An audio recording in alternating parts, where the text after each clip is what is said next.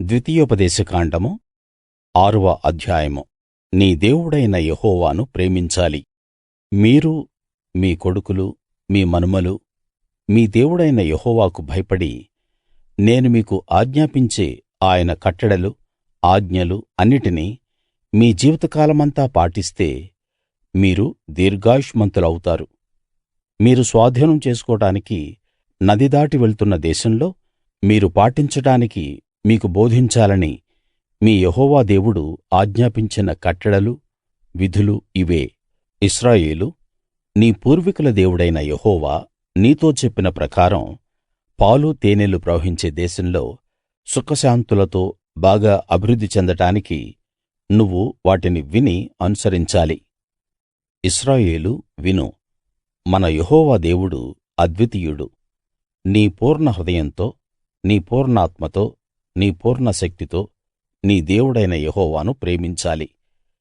ఈ రోజు నేను మీకు ఆజ్ఞాపించే ఈ మాటలు మీ హృదయంలో ఉంచుకోవాలి. మీరు మీ కొడుకులకు వాటిని నేర్పించి మీ ఇంట్లో కూర్చున్నప్పుడు, దారిలో నడిచేటప్పుడు, నిద్రపోయేటప్పుడు, లేచేటప్పుడు వాటిని గూర్చి మాట్లాడాలి.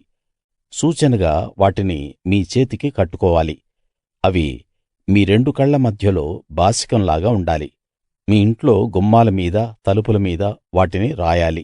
మీ దేవుడు యెహోవా మీ పూర్వీకులైన అబ్రాహాము, ఇస్సాకు, యాకోబులతో చేసిన వాగ్దానం ప్రకారం మిమ్మల్ని ఆ దేశంలోకి తీసుకెళ్ళి మీరు కట్టని గొప్ప మంచి పట్టణాలను మీకు ఇస్తున్నాడు.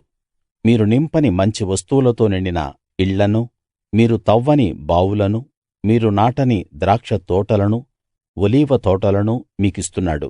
అక్కడ మీరు తిని తృప్తి పొందినప్పుడు బానిసలుగా ఉన్న ఐగుప్తు దేశం నుండి మిమ్మల్ని రప్పించిన యెహోవాను మరచిపోకుండా జాగ్రత్త వహించాలి. మీ యెహోవా దేవునికే భయపడాలి, ఆయననే పూజించాలి, ఆయన పేరట మాత్రమే ప్రమాణం చేయాలి. మీరు ఇతర దేవుళ్ళను, అంటే మీ చుట్టూ ఉన్న ఇతర జాతుల ప్రజల దేవుళ్ళను పూజింపకూడదు. మీ మధ్య ఉన్న మీ యెహోవా దేవుడు రోషం గల దేవుడు కాబట్టి ఆయన కోపాగ్ని మీ మీద చెలరేగి దేశంలో ఉండకుండాా మిమ్మల్ని నాశనం చేస్తాడు. మీరు మస్సాలో ఆయన్ని పరీక్షించిన విధంగా మీ దేవుడైన యెహోవాను శోధింపకూడదు. ఆయన ఇచ్చిన ఆజ్ఞలను, అంటే ఆయన శాసనాలను, కట్టడలను జాగ్రత్తగా పాటించాలి. మీకు సుఖశాంతులు కలిగేలా మీ ఎదుట నుండి మీ శత్రువులందరినీ తరిమివేస్తానని యెహోవా చెప్పిన ప్రకారం మీ పూర్వీకులకు వాగ్దానం చేసిన ఆ మంచి దేశంలో మీరు ప్రవేశించి దాన్ని స్వాధీనం చేసుకునేలా మీరు యెహోవా దృష్టికి యథార్థమైనది, ఉత్తమమైనది చేయాలి.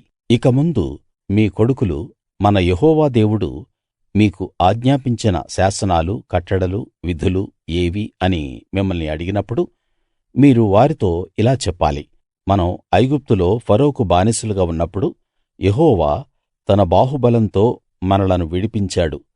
యెహోవా ఐగుప్తు మీద, ఫరో మీద, అతని ఇంటివారందరి మీద బాధాకరమైన గొప్ప సూచక క్రియలు, అద్భుతాలు మన కళ్ళ ఎదుట కనపరిచి తాను మన పూర్వీకులకు వాగ్దానం చేసిన దేశాన్ని మనకిచ్చి మనలను దానిలో ప్రవేశపెట్టడానికి అక్కడ నుండి మనలను రప్పించాడు. మనం ఎప్పుడూ సుఖశాంతులు కలిగి ఈ రోజు ఉన్నట్టు మనం జీవించేలా మన యెహోవా దేవునికి భయపడి ఈ కట్టడలన్నిటినీ పాటించాలని మనకు ఆజ్ఞాపించాడు. మన యెహోవా దేవుడు మనకి ఆజ్ఞాపించిన విధంగా ఆయన ఎదుట ఈ ఆజ్ఞలన్నిటినీ పాటిస్తూ నడుచుకుంటే అదే మన విషయంలో నీతి అనిపించుకుంటుంది.